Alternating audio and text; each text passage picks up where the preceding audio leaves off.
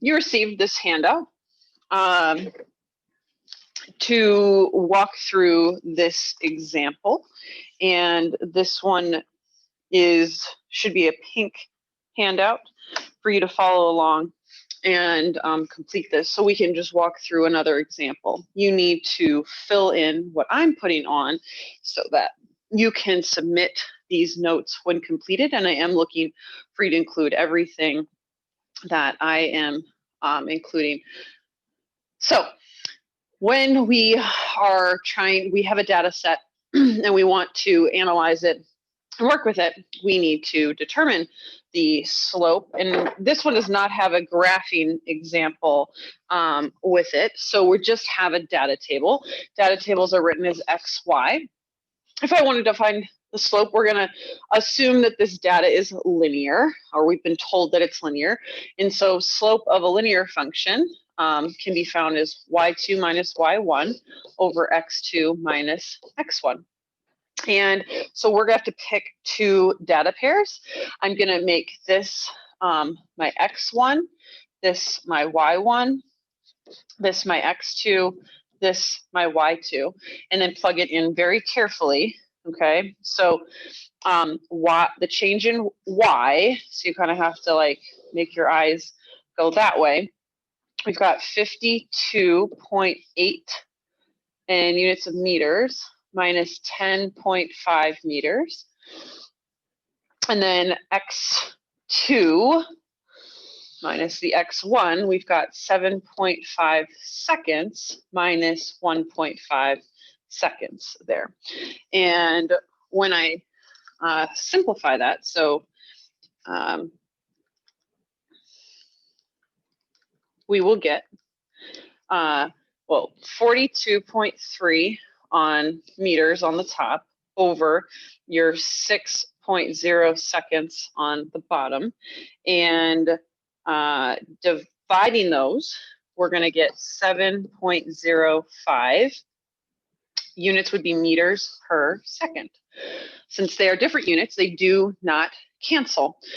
So every second, every 1 second, if you prefer that, you'll see me write it as 7.05 meters per second.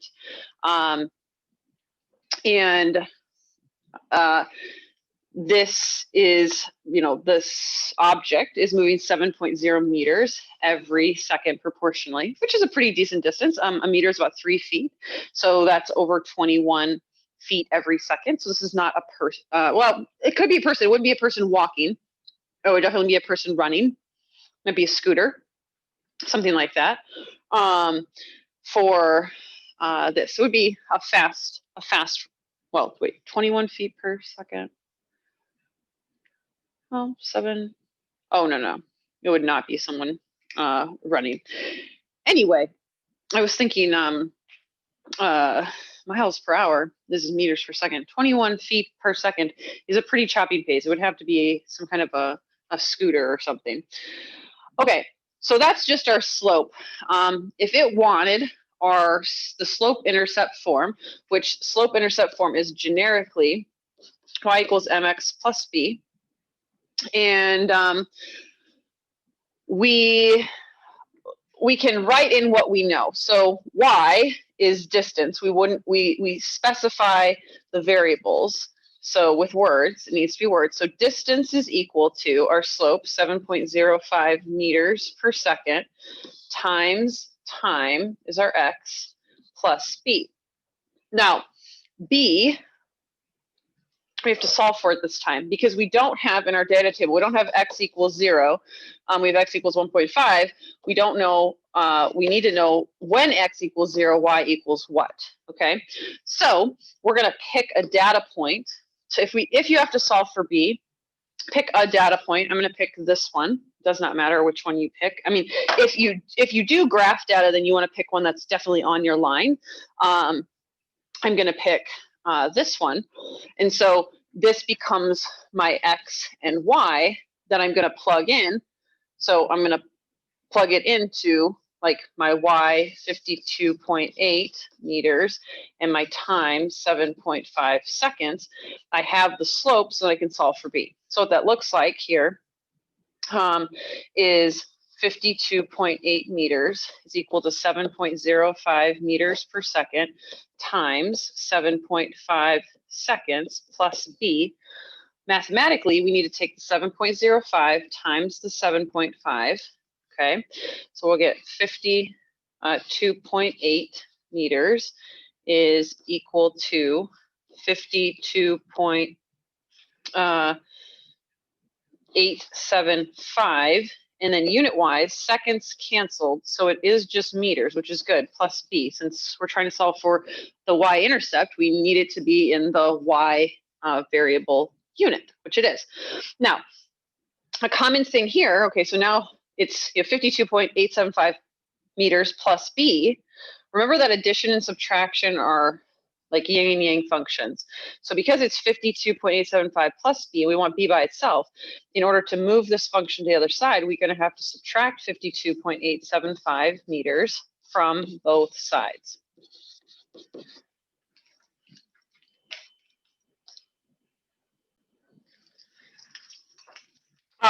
You have to do it to both sides of the equation. You can see here that the y intercept here is not going to be that far off.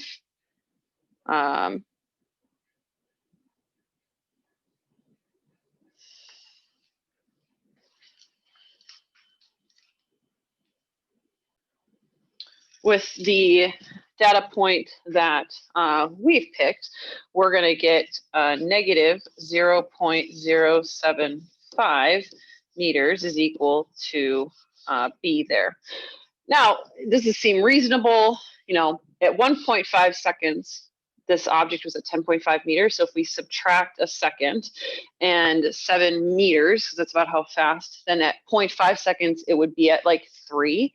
And so then another half second would be less than 0. So it starting really close to the origin is reasonable for our data set. And so rather than doing plus b, now I've got, this is the slope intercept specific, but it's rather the y-intercept is actually negative, barely, but 0.075 meters. And this is the slope-intercept form of the equation, specific with the y-intercept when you had to solve for it if it isn't given to you. Oftentimes then we're going to have to solve a problem using our slope-intercept form of the equation to predict like where an object will be or how fast it's going. So now it says using the slope-intercept equation or using the slope of the line equation, at what distance will the object be on, it is a scooter, so it's someone scooting about, at 30 seconds. So our data table only shows, well, yeah, it only shows through 7.5 seconds. So assuming that this scooter is going at the same pace, it's like on cruise control, we can predict where it will be at 30 seconds. So distance is equal to 7.05 meters per second times time minus 0.075 meters. And so if you write it like this, usually then students don't plug in time in the wrong place. So 30 seconds here is what we're plugging in. And so we're going to take our 7.05 times 30 seconds. And so just so you see that here a little bit more clearly, times 30 seconds. You can see the seconds cancel, and then we have to subtract the 0.075 meters. And we will get minus the 0.075. The distance is 211, well, your calculation shows 0.425 meters. We haven't really been talking about significant figures a whole lot. I don't want you to leave something like this with all of those numbers. So we do want to write our equation of the line as specifically as possible. When we're making our own measurements, we'll think about rounding more specifically. I think it would be reasonable to do to the nearest meter. So 211 meters here is where we are going to expect the scooter to be from whatever reference point that it was. So that is showing your work for that type of problem. We can also use our slope intercept, and it says how much time has passed, and it wants it in minutes, if the scooter has traveled 11,500 meters.